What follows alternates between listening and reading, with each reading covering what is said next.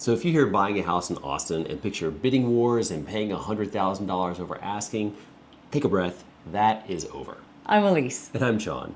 And we are Heart of Austin Homes here in Austin, Texas. And our whole philosophy is being a calm, well-informed guide for our clients. Today, I want to reset your expectations with clear data, real opportunities, and a clear path forward. This isn't a market to be scared of. This is a market to be prepared for.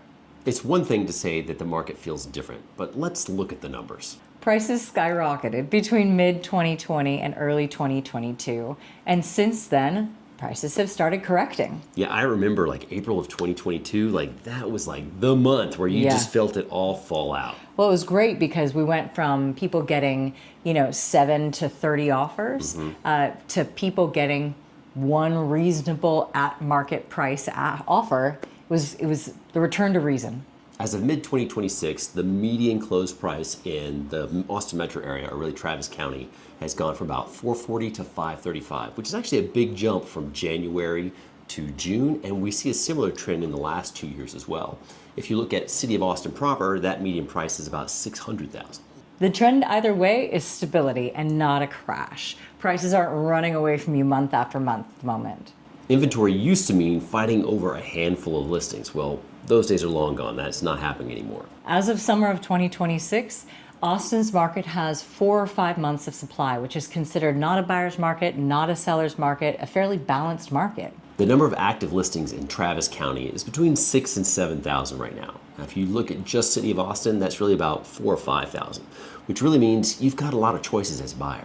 Days on market now average 27 to 30 days, sometimes longer. You'll see things that go in the first weekend, but you'll also see things last month after month if they're not priced well or don't look super nice relative to the market. But during the peak, things were going in the first week. We had a week of inventory. It was nuts. Just like any truly balanced market, the house that's going to get sold is the one that looks the best and is priced the best.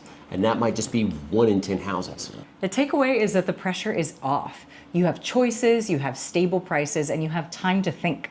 The data is clear, but how does that actually translate when you go out there and look for a home? Homes taking longer to sell means more competition between sellers, which means you have more room to negotiate.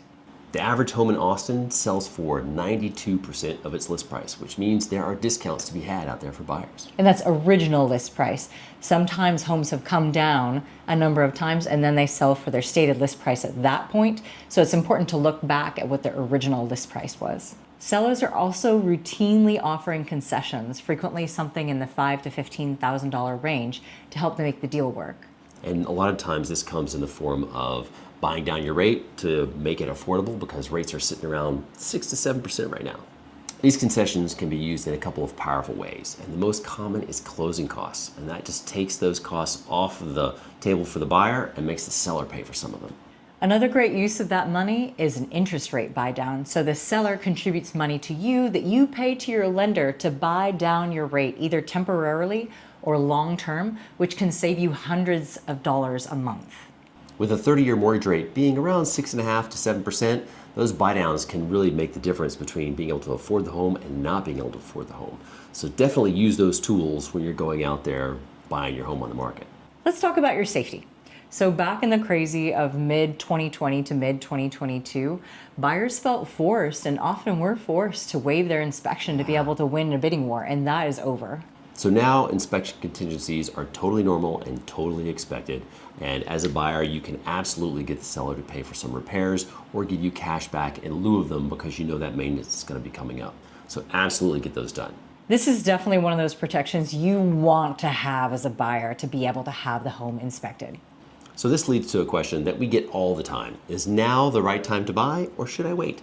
Many local analysts believe the price correction has largely finished and that we're at or near the bottom of the cycle. So as you can see, it coming down and it's starting to level out and maybe starting to kick back up. We're seeing a couple percent growth and we expect it to go back to that very normal couple percent growth on average per year. Yay, a normal market. Yay, normal market. So trying to time the market is really difficult, and you're never really likely to get it perfect. The only thing that would really cause prices to drop are kind of one of two things.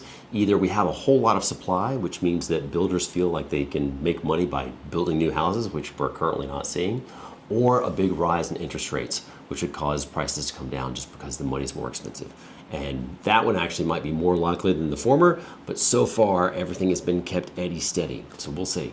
The best time to buy is usually determined by your own finances and your own life. If you can afford to pick a month, sure. The fall months after kids have gotten back into school and a lot of families are still for a while, those can be optimal, but it really depends on you and where you're at.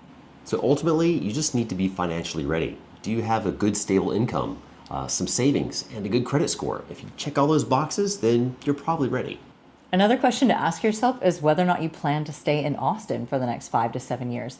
Sure, it could make sense to own less than 5 to 7 years, but usually over any period of the Austin market that's 5 to 7 years long, you will see appreciation. So that's a good metric to keep in mind when you're buying a home. If all of those things ring true for you, then this is one of the best times to be a buyer in the Austin market because you've got price stability, you've got choice from inventory, and you've got negotiating power. And we haven't had those in quite some time. That feeling of fear and frenzy in the Austin market is a ghost. The 2026 market is different. You have time to look, you have power to negotiation, and you have protections that are built into the contract. Heart of Austin Homes is built on caring, mastery, and fun. And we use data to replace anxiety so that it gives you a confident plan. If a calm, data-driven approach sounds right for you, then go ahead and reach out to us in whatever way makes sense to you. Call, text, there's probably a link right below, and book a no-pressure appointment. We really like just meeting people and helping them see what the possibilities are. Thanks so much for watching. We really look forward to helping you find your heart in Austin.